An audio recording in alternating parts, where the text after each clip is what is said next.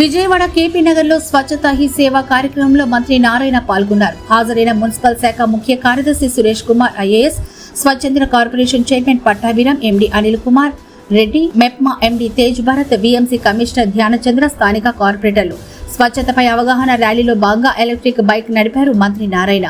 KP Nagar park వద్ద ఆయన రోడ్లను శుభ్రం చేశారు. స్వచ్ఛతా హీ సేవ బ్రోచర్ను మంత్రి ఆవిష్కరించారు.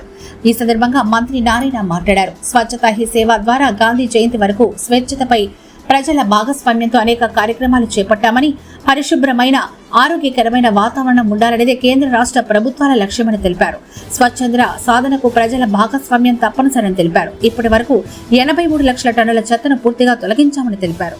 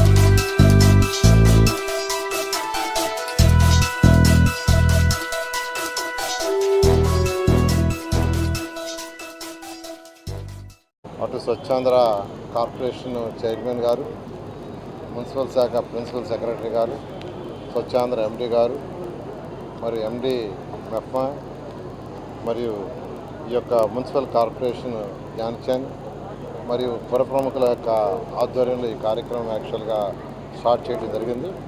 ఇది 16 రోజుల పాటు ఈ నెల 17వ తేదీ నుంచి వచ్చే నెల 2వ తేదీ అక్టోబర్ 2వ తేదీ గాంధీ జయంతి వరకు యాక్చువల్గా ఈ కార్యక్రమాలు జరిగేటట్టుగా ఈ నెల 25వ తేదీ దీని మీద ఒక బహిరంగ సభలాగా జరిగేటట్టుగా యాక్చువల్గా ఈ కార్యక్రమాలని దిశానిర్దేశించారు. దాంట్లో భాగంగా యాక్చువల్గా ఈరోజు ఈ యొక్క కార్యక్రమం స్టార్ట్ అయింది. దీనికి పార్టిసిపేట్ చేసిన అందరినీ కూడా నేను ప్రత్యేకంగా అభినందిస్తున్నాను. ఈ యొక్క స్వచ్ఛాంధ్ర స్వచ్ఛ భారత్ అనే కార్యక్రమాన్ని ముఖ్యమంత్రి గారు ప్రజలందరికీ అవేర్నెస్ రావాలి, ఇది ఒక ప్రభుత్వం ఒకటే చేస్తే సాధించలేము, ప్రజల యొక్క భాగస్వామ్యంతో ప్రజల యొక్క అవేర్నెస్తో మాత్రమే చేయగలమని ఆయన ప్రతి నెల 3వ శనివారం ఒకరోజు స్పెండ్ చేస్తున్నారు. వారికి ఉన్న టైంలో ప్రతి నెల 3వ శనివారం ఒకరోజు దీనికోసం స్పెండ్ చేస్తున్నారు. ఈ రాష్ట్రంలో ఉన్న 175 కాన్స్టిట్యున్సీలో ఏదో ఒక కాన్స్టిట్యున్సీకి పోవటం, అక్కడ ఈ స్వచ్ఛాంధ్ర స్వచ్ఛ భారత్ కార్యక్రమంలో పాల్గొనటం ప్రజలకు అవేర్నెస్ కలిగి చేస్తున్నారు. దాన్ని బట్టి మనం అందరూ అర్థం చేసుకోవాల్సిందంటే ఒక ముఖ్యమంత్రి నెలకు ఒకరోజు స్పెండ్ చేస్తున్నారంటే ఖచ్చితంగా మన అందరూ దీంట్లో పార్టిసిపేట్ కావాలా. చేసినప్పుడే నిజమైన స్వచ్ఛాంధ్ర స్వచ్ఛ భారత్ సాధించగలం. ఈరోజు కొన్ని కంట్రీస్ తీసుకోండి.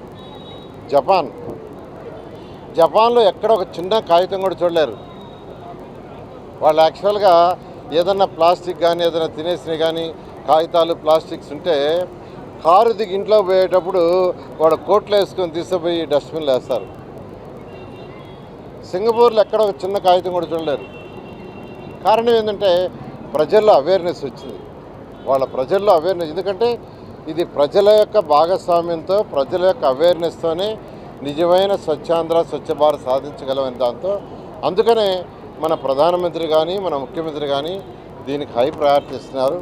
ఆ నేపథ్యంలో ఈ కార్యక్రమాన్ని ఇక్కడ ఏర్పాటు చేసిన స్వచ్ఛాంధ్ర కార్పొరేషన్ చైర్మన్ గారికి, వాళ్ళ ఎండీకి, వాళ్ళ అధికారులకి, అదేవిధంగా మున్సిపల్ శాఖ ప్రిన్సిపల్ సెక్రటరీ భరత్ గారికి, మరియు ఇక్కడ లోకల్ కార్పొరేటర్లకి, మరియు మున్సిపల్ కమిషనర్ ప్రత్యేకంగా ధ్యానచంద్ గారికి, ఇక్కడికి వచ్చిన ప్రముఖులందరికీ ప్రత్యేకంగా ధన్యవాదాలు తెలియజేస్తూ దీన్ని 100కి 100 రూపాయలు చేయాల్సిందిగా అందరినీ నేను రిక్వెస్ట్ చేస్తున్నాను. Thank you.